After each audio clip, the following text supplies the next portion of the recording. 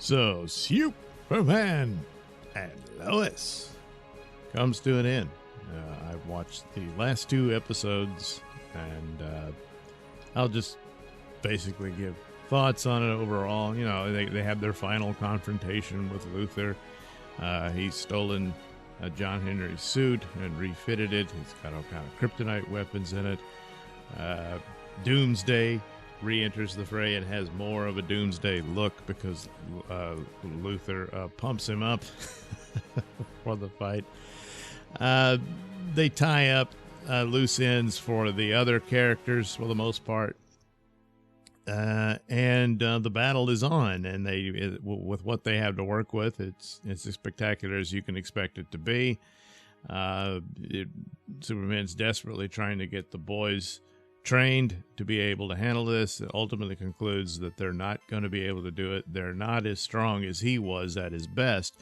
Problem was, even when he was at his best and full power, he still lost to Doomsday. But they eventually dawns on him that as a team, the two boys, of course, the shared power is strong enough. However, you think, oh boy, that's going to become a part of the overall battle. Well, they do help, but they don't directly battle Doomsday. They lure him in to a trap of sorts that John Henry helps out with. And it's their one-shot deal, and they're able to do it. Superman takes a terrible beating in all of this because, again, he's not at his stronger self. He's got a 60-year-old man's heart in his chest, and he's feeling it and all that. Luthor is just completely bent on revenge and reveals just how a selfish, evil bastard he is, and despite of all evidence to show this to him, he continues on. So all of that is on display and performed well. And so you get the cutoff where it looks like, oh, it's all over for Superman, and in the next episode, they have their plan that comes together, and it works. And after all that, Superman finally crushingly defeats Luthor. There's a sad ending for Doomsday. But it also gives a chance for Superman to get an extra boost in charge from the sun because he's right there, and goes in and finally finishes off Lex in their battle in the sky, and John Henry is able to get the drop on him when finding his cohort, along with the military and what have you. And then, Lex is defeated. He's thrown in prison, and now he finds that Bruno Mannheim is in charge. They do bring Bruno back for a few scenes here and there. And so it's not going to be a nice stay in prison the way Luthor had it the last time.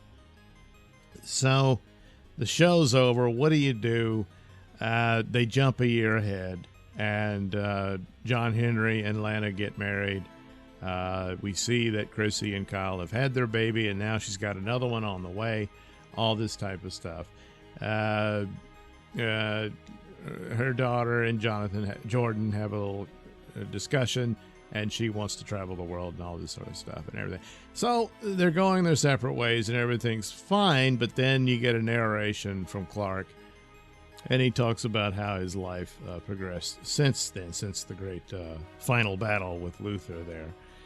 And, well, I won't spoil everything. I already told you. I mean, they're going to win the fight with him and all that stuff. But it's a pretty spectacular fight. So, do tune in. But it's the goodbye that, they could have just ended it there and they're all together, and we'll see what happens. And that's that kind of staring off into the sunset. They do stare into the sunset quite a bit. And but we jump ahead even further as Clark describes what happens with him. The boys grow up and all that. There's an albeit very brief scene of Superman and the two boys. They finally suit up. You blink, you miss it. And the three of them are flying along with Steel and his daughter in their suits, and so they're quite the super team, as it were. And how long did Superman continue on doing that? It doesn't really tell you, because as they said earlier that his powers would fade, but for the most part, looks like he gave the boys he had enough years there to give them a good enough training. And they teamed up with John Henry and his daughter, who is, of course, their half-sister from another universe, but nevertheless. And off they go. So you get a lot of that, and I'll leave it at that. You get most of the cast saying their goodbyes and all that sort of stuff. I thought Sam Lane should have appeared. There's a way he could have. In this episode. Thought it was odd that he didn't.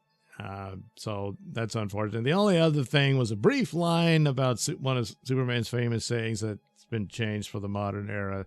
It's there for a second. Not a fan of it.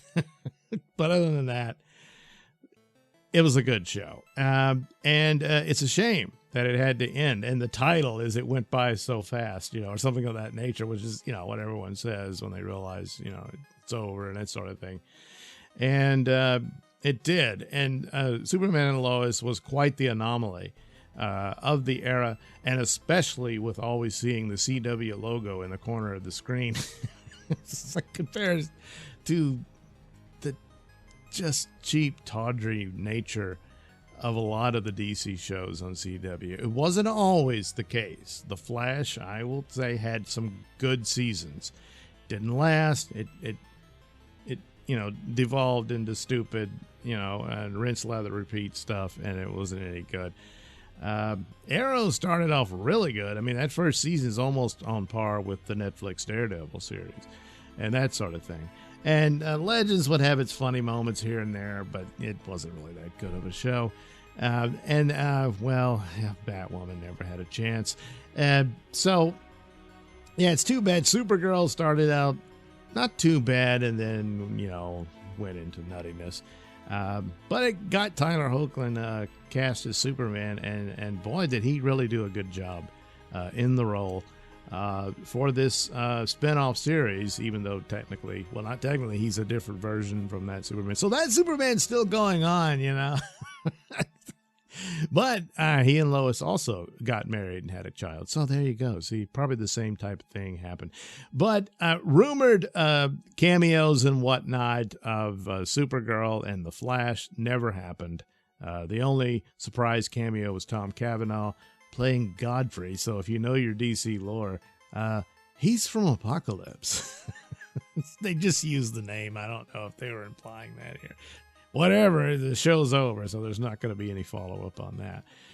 But it's the ending they could give it, and it was at least good enough to give it something like that, because it was a special show, more so because of the era it came out in.